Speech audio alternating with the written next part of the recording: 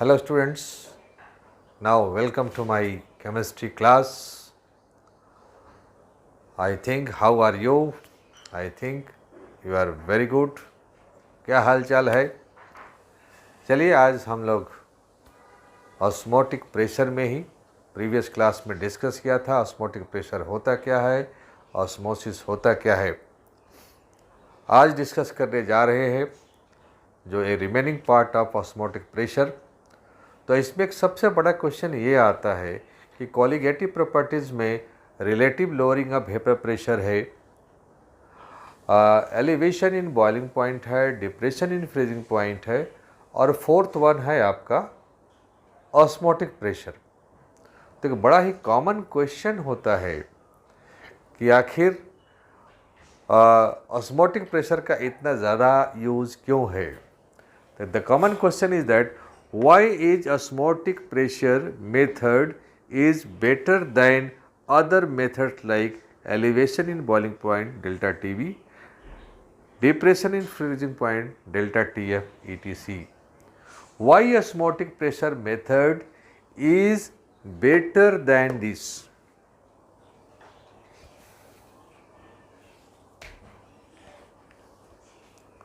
So why is osmotic pressure method is better than this? इनसे better कैसे है? बोले सर बेटर कुछ तो कारण होगा, क्या चीज़ है? तो वाई, क्यों बेटर है, इस पर पहले ध्यान दीजिएगा। तो इसके लिए 4 पॉइंट्स है, 1 2 3 4। अगर 1 बाई 1 चारों पॉइंट को समझेंगे, कम से कम एक पॉइंट भी तो दिमाग में रहेगा। पहले तो बेटर है, क्यों बेटर है सर? बेटर है, बेटर है। अरे बेटर के लिए कुछ जो रीजंस है उस रीजंस पर ध्यान देना होगा।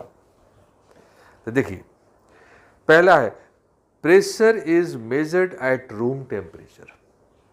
जो ऑस्मोटिक प्रेशर है it is measured at room temperature.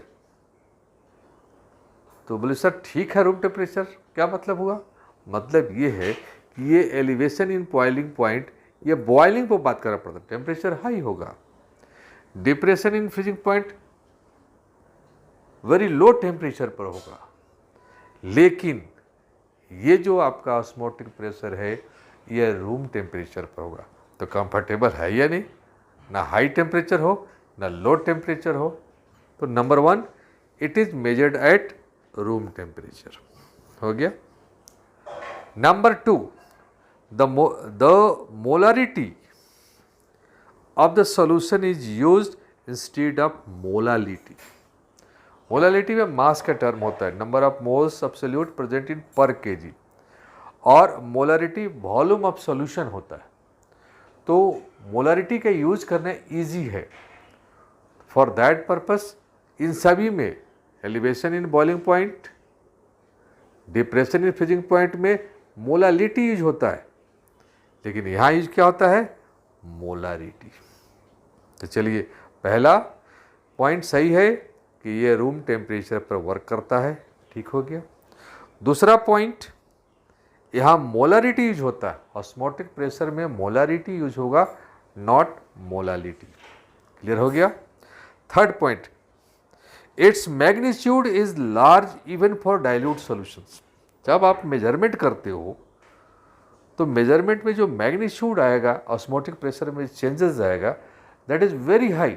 Boiling point में आता है 0.11 या फ्रीजिंग पॉइंट में 0.001, लेकिन यहाँ मैग्नीट्यूड हाइयर होगा तो दिखाई देगा। नहीं कहा जाता था सचिन तेंदुलकर में और आम आदमी में क्या डिफरेंस है? तो क्रिकेट का बॉल उसको फुटबॉल नज़र आता है, यानी मैग्नीट्यूड बड़ा नज़र आता है।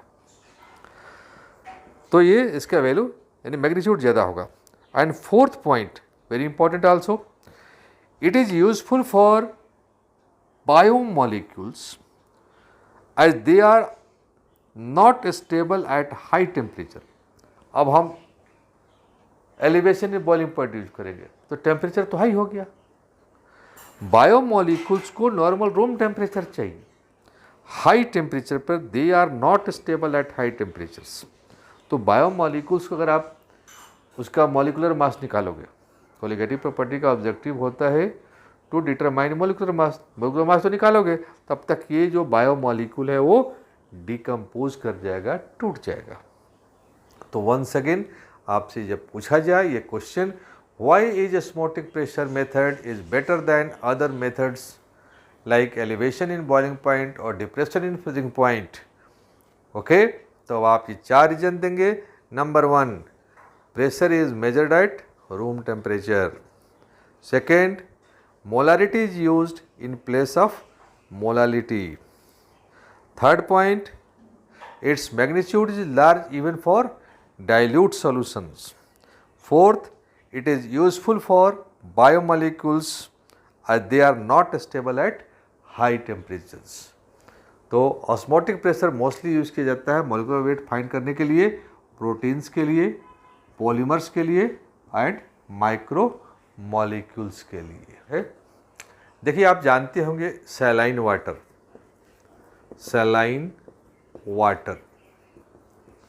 सैलाइन वाटर वो जो हमें हॉस्पिटल में राइट हमारे बॉडी के अंदर इंजेक्ट किया जाता है। यानी अगर पानी की कमी हो गया बॉडी में या जो आप प्रॉब्लम है, कुछ आपको डिजीज़ है, तो आपको ये सैलाइन वाटर का ड्रिप मिलता है, यानी पानी चढ़ाया जाता है सिंपल भाषा में। इसका कंसंट्रेशन क्या होता है? तो कहा जाता है इसका कंसंट्रेशन है 0.91% NaCl। 0.91% ये NaCl है उसमें। तो जब 0.91% NaCl है तो 0.91% ही क्यों है? ये जो पानी का जो बोतल है, जो सैलाइन वाटर आपको चढ़ाया जा रहा है राइट, तो इसमें जो पानी है ये पाइप से गया हुआ है, तो 0.91% NaCl ही क्यों है? सिंपल सा क्वेश्चन। तो माना जाता है कि एनिमल जो बॉडी है, एनिमल बॉडी, खासकर हम जो बात करें ह्यूमन बॉडी, उसमें सेल होता है और उस सेल का जो कंसंट्रेशन होता है वो होता है 0.91% NaCl। ये सेल होता है ना बॉडी के अंदर, सेल, तो इसके अंदर ये जो सॉल्यूशंस है, तो ये जो सॉल्यूशन है तो इसमें NaCl आपको मिलेगा राइट 0.91% NaCl। तो इसलिए जब आपके अंदर ये बॉडी में के अंदर ये सैलाइन वाटर जाएगा तो आपका बॉडी का कंसंट्रेशन और इस सैलाइन वाटर का कंसंट्रेशन दोनों इक्वल हो जाएगा। बोले सर इक्वल तो हो जाए, ठीक है, इक्वल ना हो तो क्या होगा?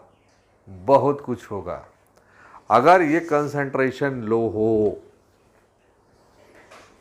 तो आपका शरीर फूल जाएगा, और ये कंसंट्रेशन हाई हो तो शरीर आपका श्रिंक कर जाएगा। वंस अगेन, जो सैलाइन वाटर का कंसंट्रेशन है, देखो और मैं इसे रिप्रेजेंट करूं, बहुत अच्छा टॉपिक है ये,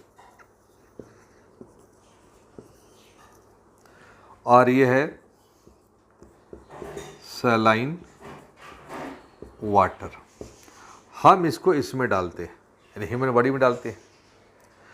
इसका कंसंट्रेशन है 0.91% NaCl और इसका कंसंट्रेशन है 0.91% NaCl।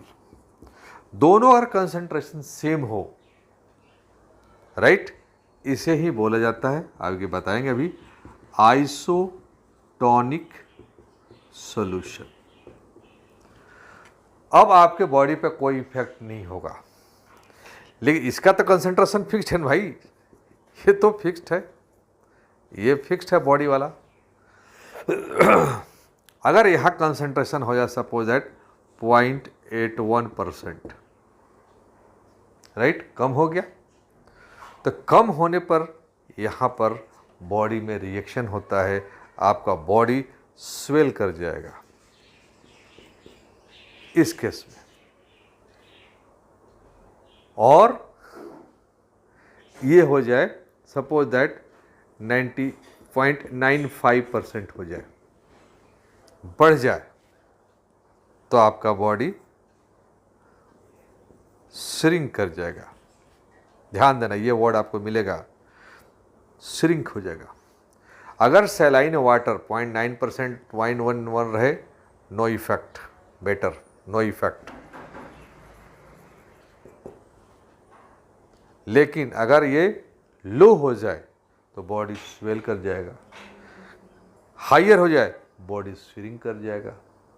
तो जिसे हम बोलते हैं कि पानी चढ़ाते रिएक्शन हो गया। ठीक है, तो that point we are going to discuss about it. Types of solutions. एक को बोलते हैं आइसोटोनिक सॉल्यूशन, यानी टू सॉल्यूशंस। देखो डेफिनेशन तो आप याद कर लेना। टू सॉल्यूशन, सॉल्यूशन ए और सॉल्यूशन बी। ठीक है, दोनों का जैसे 0.1 मोलर 0.1 मोलर, मतलब सेम कंसंट्रेशन, दोनों का कंसंट्रेशन सेम होगा। ठीक, तो इसका बोलेंगे π1 और इसको बोलते हैं π2, तो दोनों इक्वल हो जाएगा, यानी π1 equal to π2, same osmotic pressure. बोले ठीक है सर, तो π1 इक्वल टू C1 RT और होता है π2 C2 RT। तो दोनों जब इक्वल हो जाए तो C1 RT equal to C2 RT, C1 equal to C2। आ गया, प्रूफ हो गया, सेम कंसंट्रेशन। फिर क्या होगा ये जब ये इक्वल हो जाए तो C1 का मतलब हो गया N1/V और C2 का मतलब हो गया N2/V। क्लियर है कंसंट्रेशन? तो now according to this relationship N1/V equal to N2/V, VV। Clear है, सेम कंसंट्रेशन है तो वॉल्यूम सेम लिया हमने। सो N1 इक्वल टू N2, मतलब देखो ये आइसोटोनिक सॉल्यूशन में सारे डेरिवेशंस आते हैं। तो N1 equal to N2, same number of moles. So isotonic solution same concentration, same osmotic pressure, same number of moles. यहाँ आ गया। फिर इसको हम लोग ऐसे लिखते हैं W1/M1, W2/M2। अब ये तो गिवन मास, मोलिकुलर मास, गिवन मास, मोलिकुलर मास दो है हमारे पास। अब हमें किसी का निकालना है। सपोज दैट हमें अब इसका निकालना है, तो आप समझिए इसको क्या करेंगे। सपोज दैट M1 कर निकालना है आपको, राइट, या M2 निकालना है। सपोज दैट तो M2 equal to what, rearrange कीजिए, W2 इंटू M1/W1। तो इससे हम लोग मॉलिक्यूलर मास निकाल लेते हैं। तो आइसोटोनिक सॉल्यूशंस में 3 पॉइंट आपको समझ में आ गया। इसमें ये जो मैथमेटिकल वे है, लास्ट कंक्लूड कीजिए, सेम कंसंट्रेशन, दूसरा same osmotic pressure, same number of moles. ठीक है, और जब भी दो सॉल्यूशन का आइसोटोनिक होगा, सो उसमें जो ऑस्मोसिस का जो प्रोसेस होगा, ऑस्मोसिस तो होते रहेगा, लेकिन किसी का भी कंसंट्रेशन में चेंज नहीं होगा। अदरवाइज किसी कंडीशन में स्वेल करेगा, किसी कंडीशन में श्रिंक करेगा। वो कंडीशन क्या है we are going to discuss that. Hypertonic solution और तीसरा है हाइपोटोनिक सॉल्यूशन। इसको एक एग्जांपल से समझते हैं हम लोग, बहुत इजी है। अभी हम बात किए हमारे बॉडी का जो कंसंट्रेशन है क्या है, 0.91% NaCl, ठीक है। यानी बॉडी के अंदर सेल है, सेल का कंसंट्रेशन उतना ही। तो बड़ा कॉमन क्वेश्चन है NCERT में भी और CBSE में आता है कि ब्लड सेल को हम हाइपरटोनिक सॉल्यूशन में रखें तो what will happen, hypotonic solution में रखें तो व्हाट विल हैपन। तो ये हम आपको बता रहे हैं, देखिए कैसा कंडीशन है। केस नंबर 1, ये हमारा ब्लड सेल है, इसके अंदर देखिए ये भरा हुआ है सॉल्यूशन से। अब आप जानते हैं अच्छी तरह से कि इसका कंसंट्रेशन है 0.91% NaCl, ठीक। अब जिसमें रखा गया है इसको, इसका बाहर का कंसंट्रेशन क्या है। सपोज दैट ये बाहर का कंसंट्रेशन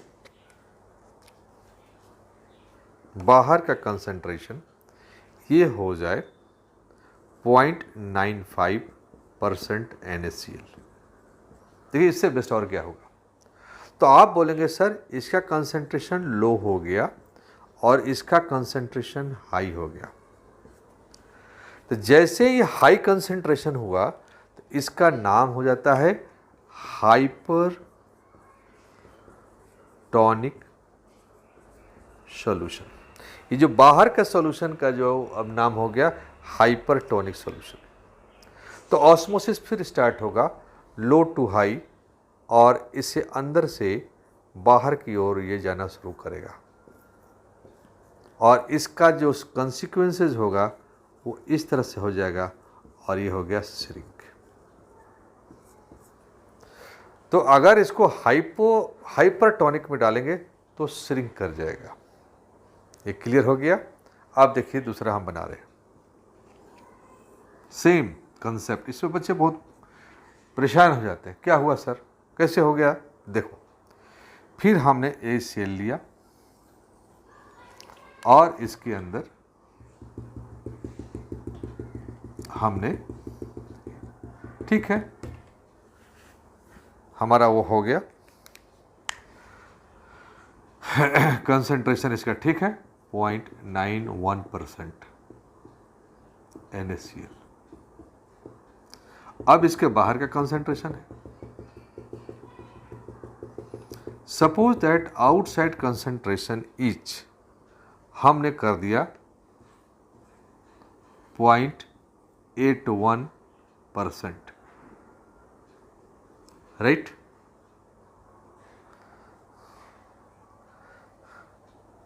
.81%। बोले सर 0.81 हो गया, इसका मतलब ये हो गया अब हाई और ये हो गया अब लो। तो देखो हमेशा ध्यान देना, ये ऑस्मोसिस में हमेशा लो से हाई होता है। जैसे यहाँ पर भी लो से हाई गया था, श्रिंक कर गया। यहाँ पर बाहर में लो है, आउटसाइड हाई है। तो जैसे ही बाहर में लो होगा इसका नाम होता है हाइपोटोनिक सॉल्यूशन। Hypotonic solution. देखो भाई समझना है आपको।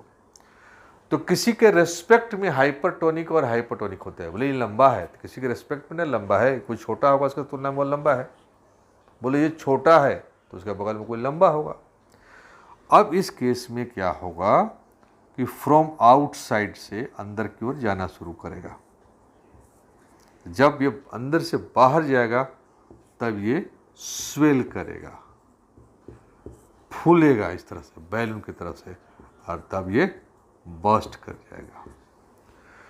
तो आपको हमने समझाया 3 तरह के solution, isotonic solutions, hypertonic solutions, hypotonic solutions.